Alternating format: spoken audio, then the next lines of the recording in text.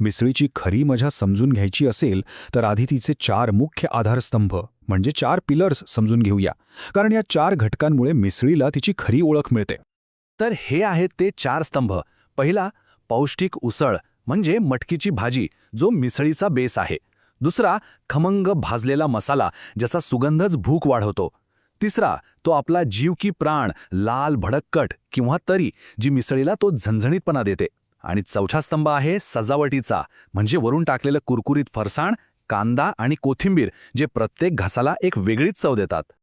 चला तर मग आता थेट कृतीकडे वळूया. सगळ्यात आधी बनवूया मिसळीचा आत्मा, तिची चविष्ट आणि पौष्टिक उसळ.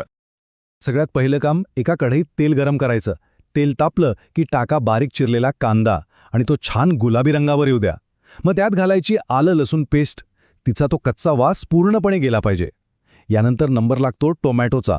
तो एकदम मऊ, अगदी गाळ होईपर्यंत शिजवायचा. बघा आपल्या उशलीच्या चवीचा पाया कसा भक्कम तयार होतोय.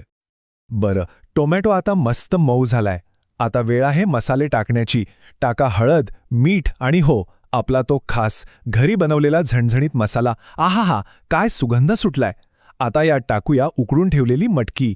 सगळं व्यवस्थित एकत्र करून घ्या आणि मग गरजेपुरतं पाणी घाला. आता फक्त एक 8-10 मिनिटं छान उकळी काढायची. म्हणजे काय की सगळे मसाले मटकीत अगदी मुरले पाहिजेत. उसळ तर झाली, पण आता आपण वळतोय मिसळीच्या हृदयाकडे, तिच्या खऱ्या आत्म्याकडे. तो म्हणजे लाल भडक झणझणीत कट, ज्याला आपण तर्रीसुद्धा म्हणतो. पण एक प्रश्न आहे, या तर्रीला इतका भन्नाट गडद लाल रंग येतो कुठून? आणि तो झणझणीतपणा, त्याचं नक्की रहस्य काय आहे? तर ऐका, सगळी किमया आहे ना, ती एका छोट्याशा पण खूप महत्वाच्या गोष्टीत आहे. ती म्हणजे लाल तिखटाला कडकडीत गरम तेलात फुलवणं.